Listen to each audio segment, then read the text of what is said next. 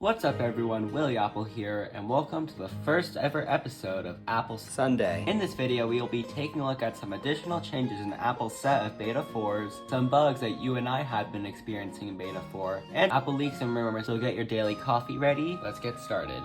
One of the first new features in iOS 16 Beta 4 is that we have new wallpapers inside of the Home app.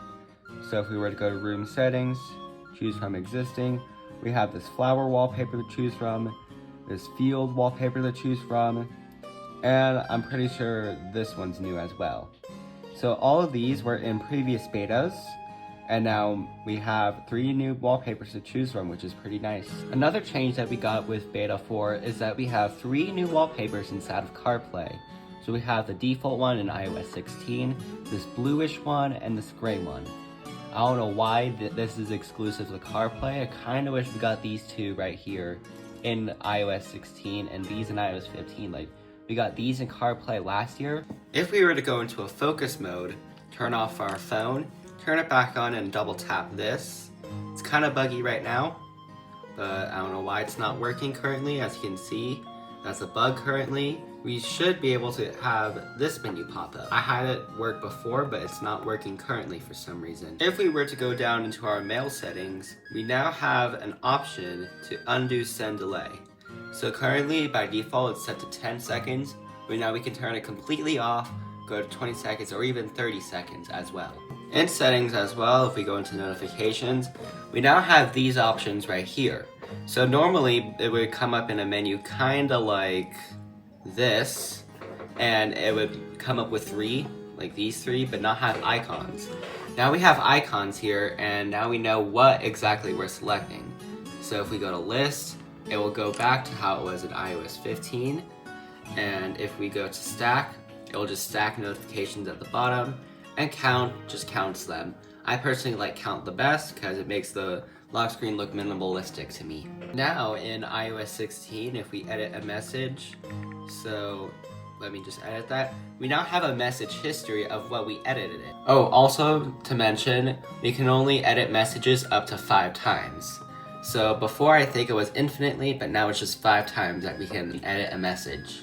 And also if we just were to unsend a message, the time limit has changed from 15 minutes to 2 minutes. That might be a good thing. I know some people have been thinking that the unsending and editing message feature is controversial, but I don't think it's controversial at all. And now we won't be able to unsend messages after 2 minutes. Alright, before editing lock screens wasn't that user-friendly. We now, if we try editing, it says unlock to edit, and even sometimes prompts you with Face ID. So let me do Face ID, and then it allows you to edit the lock screen. So if we were to change our home screen as well, we now have all these buttons down here, which makes it a lot easier to customize. We can add blur if we want to. Before, blur was also set by default. Now it is not set by default. So that is a good thing that Apple has changed in iOS 16 Beta 4. So we now have the Live Actions API in iOS 16 Beta 4. So now people can set live actions with their apps. For example, the Uber one that was showed off at WWDC, I think they could enable it whenever at this point. Now we have a few minor changes. With this music widget in the lock screen, it has been made a little bit thicker and easier to control. Also in music, these toggles right here are a lot thicker. I'm not going to play that for copyright. And it's now a lot easier to take a hold of it and move it around, in my opinion. Right here, we also, on the lock screen, it now says add widgets. Before, this was just blank, and no one would know what this was. While Beta 4 on iOS is really smooth, I have found a lot of bugs on iPadOS, macOS, and tvOS. watchOS, in my opinion, is the best. Here is a bug on iPadOS where scrolling does not work at all. So you can see, I try scrolling, and I have to close the app like that. So this got fixed with a reboot, but this is definitely a major bug that has to be addressed before it gets released to the public. So I'll let you know in the next video if I still experience this bug in Beta 5 or something like that. Now this is one of the most interesting bugs I've ever experienced.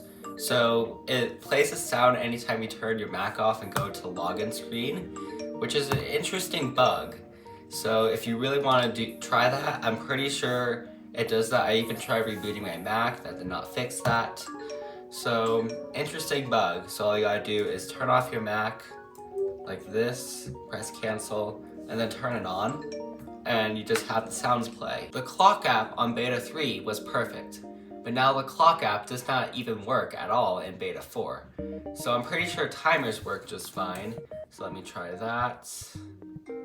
Yeah, as you can see, that works just fine. It's mainly with alarms. So this alarm I played today, yesterday, and the day before did not play at all. It's pretty unfortunate that the clock app decided to break again. Now, sometimes Siri does not even work. As you can see right now, Siri's not coming up. The way to work around this is to go to Activity Monitor and then search up Siri right here. Wait for it to load right here, and you just want to force quit Siri. And then Siri works just fine now, as you can see right there. Don't need you, Siri.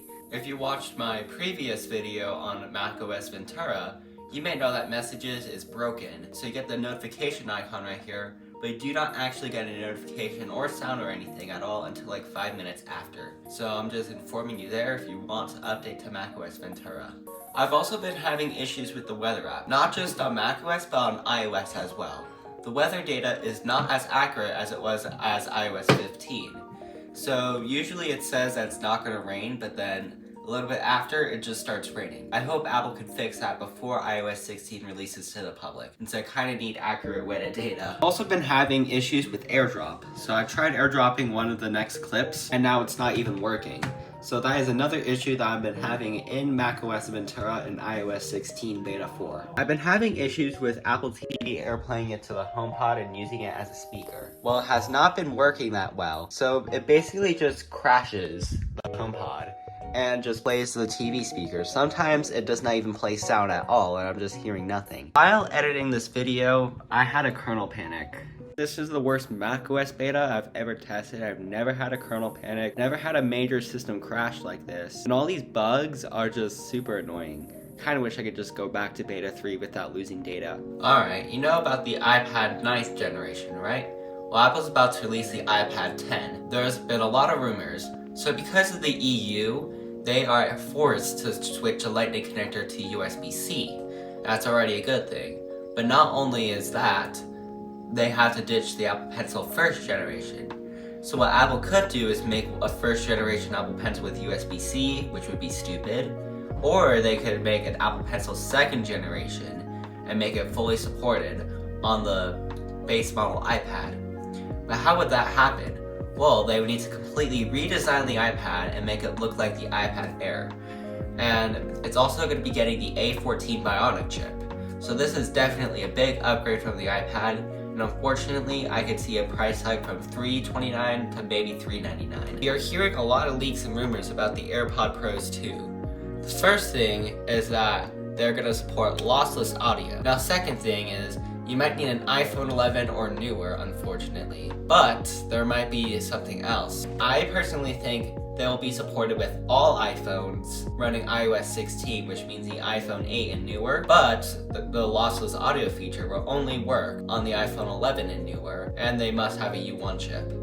So personally, I am not sure what to think about these rumors. It would be pretty stupid for Apple to say iPhone 11 or newer.